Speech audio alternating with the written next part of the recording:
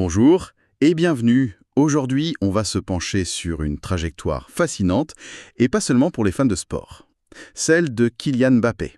Bonjour. Pour cette analyse, on s'appuie sur un texte biographique assez détaillé qui le suit depuis son enfance à Bondy jusqu'à son statut d'icône mondiale.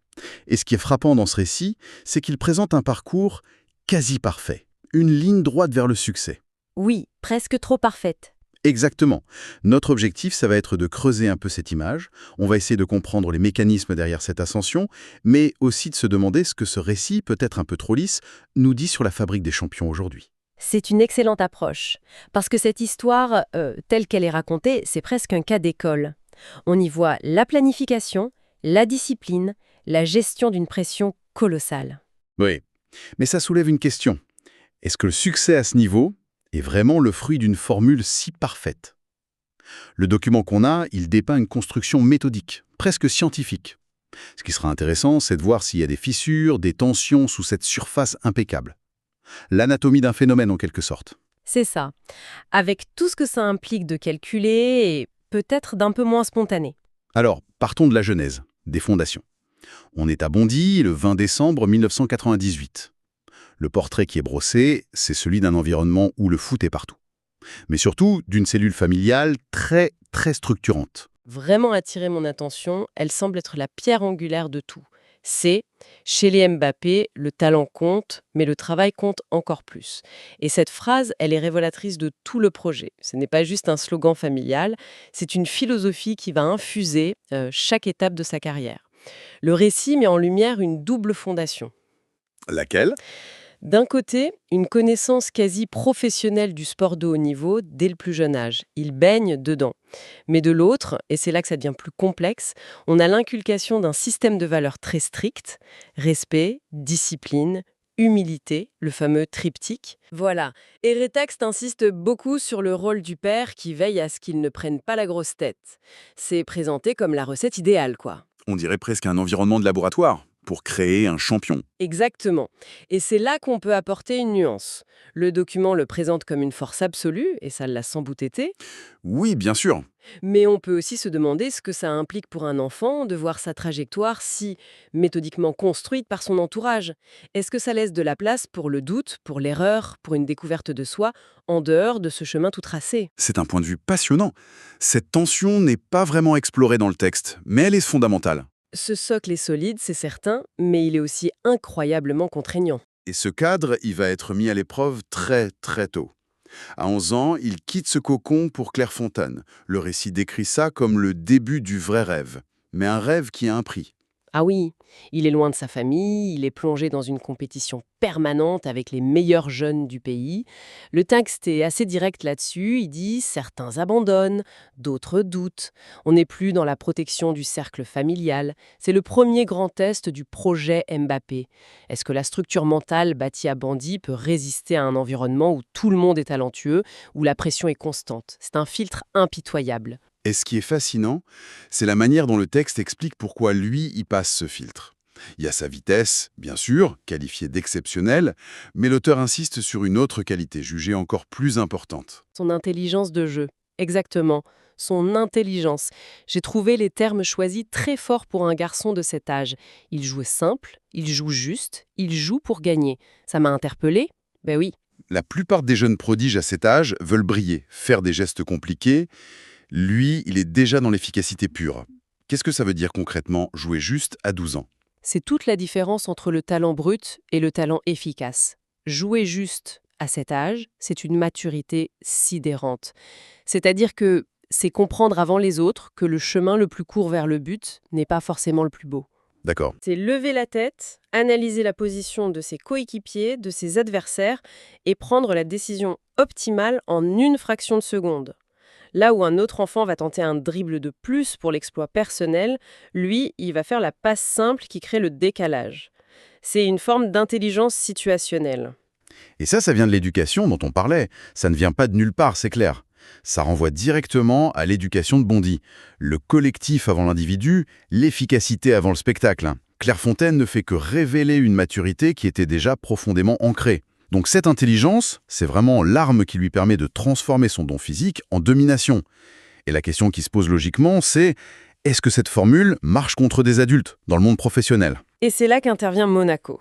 Voilà, l'AS Monaco, il débute en Ligue 1 à 16 ans, ce qui est déjà fou, mais la saison 2016-2017, elle est décrite comme une déflagration. Le mot utilisé, c'est explosion.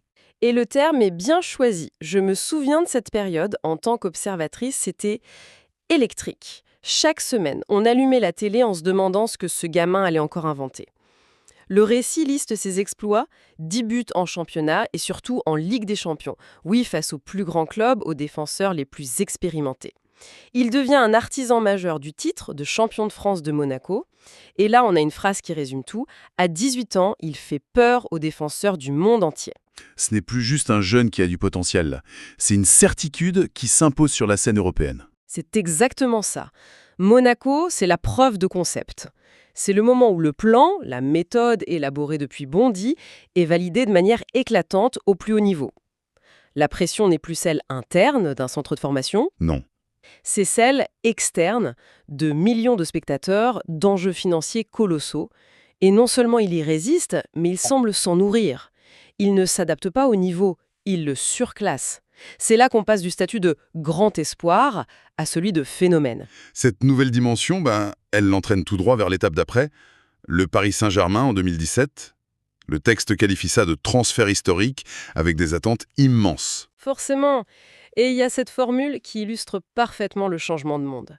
À Paris, on ne demande pas de progresser, on demande de gagner. On a déjà parlé de la pression à Clairefontaine. Mais là, on est dans une toute autre stratosphère. Non. Totalement.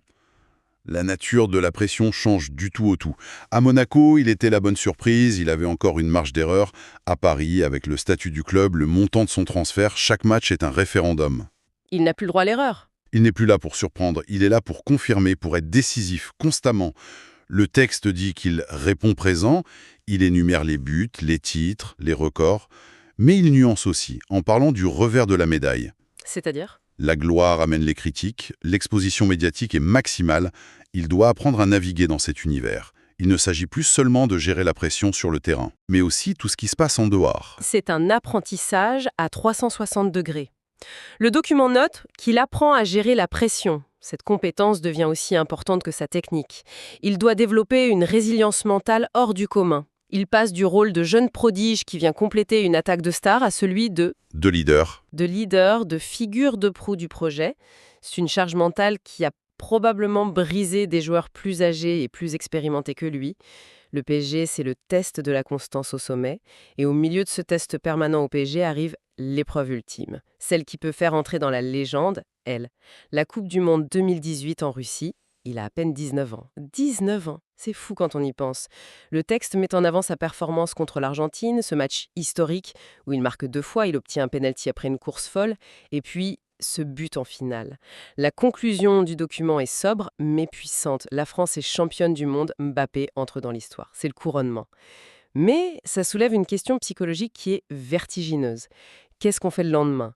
Comment on trouve de nouvelles motivations quand, à 19 ans, on a déjà atteint le Graal absolu, le rêve de toute une vie de footballeur? C'est vrai, comment on se réinvente un objectif après ça? On pourrait craindre une décompression, le sentiment du mission accomplie. Le texte donne un élément de réponse en disant qu'il passe du statut d'espoir à celui de référence. D'accord, c'est un changement de statut. Ce n'est plus une question de potentiel, mais de statut. Voilà. Ce titre change son identité aux yeux du monde. Il n'est plus la star montante, il est une certitude, un champion du monde en activité. Ça lui donne une crédibilité, une autorité nouvelle. Et donc ça l'oblige à se maintenir à ce niveau. Exactement. Mais le texte ne détaille pas la lutte interne que ça a dû représenter. Gérer ce succès-là, si jeune, est peut-être son plus grand défi invisible. Il a atteint le sommet de la montagne et maintenant il doit apprendre à y vivre. Et cette nouvelle stature, on la voit se matérialiser dans son comportement après. Le récit explique qu'en équipe de France, il devient un leader naturel. Les mots utilisés sont parlants. Il parle. Il guide, il assume. C'est une évolution logique. Le leadership dans le sport de haut niveau, ça découle de la crédibilité.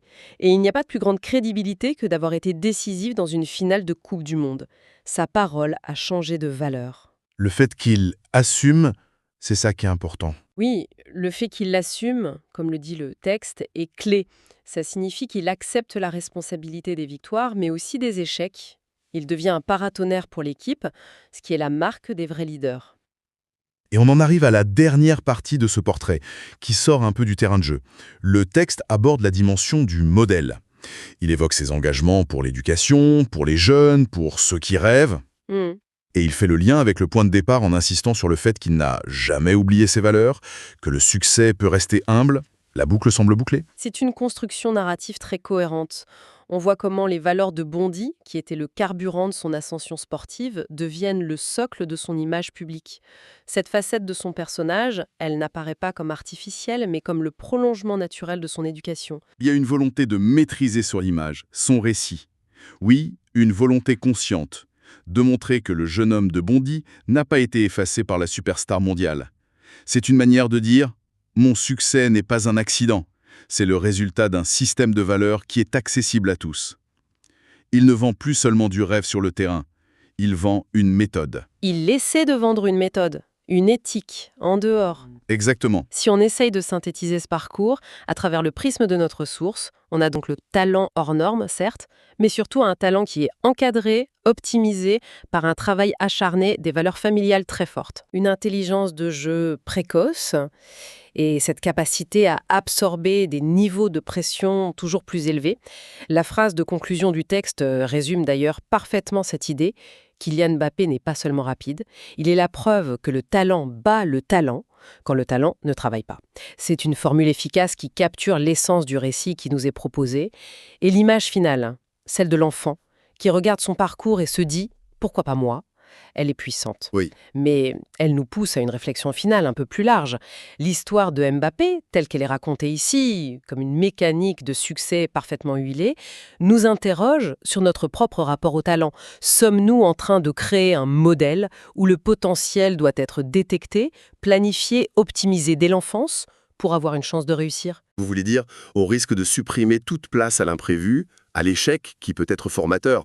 Précisément. Au-delà du sport, cette trajectoire nous pose la question comment on transforme une étincelle de talent en un feu durable, que ce soit en art, en sciences ou ailleurs. Ce récit suggère que la réponse réside dans la discipline, le travail, un cadre quasi militaire. C'est sans doute une partie de la vérité, mais Mais la question qu'il laisse en suspens, c'est de savoir quel est le coût humain de cette perfection. Et si ce modèle, aussi efficace soit-il, est vraiment le seul chemin vers l'excellence.